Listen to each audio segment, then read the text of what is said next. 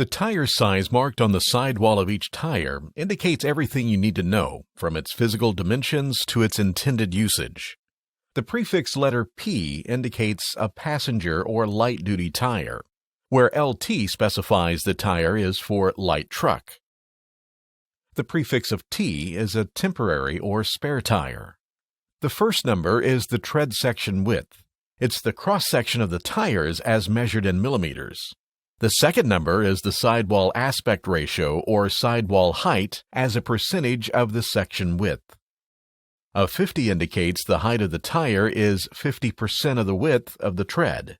A lower number specifies a shorter sidewall height known as a lower profile, where a higher number is a taller tire. The letter R after the aspect ratio tells you that the tire's internal construction is radial. 98% of all tires are radial construction. The next number is the tire and rim diameter. Load index is the number following the size and specifies the tire's ability to bear weight. A higher load index means a greater capacity to bear more weight, and a lower number is for lighter duty uses. The speed rating indicates the highest sustained speeds that can be driven on the tire, with the higher alphabet letters being for higher speeds.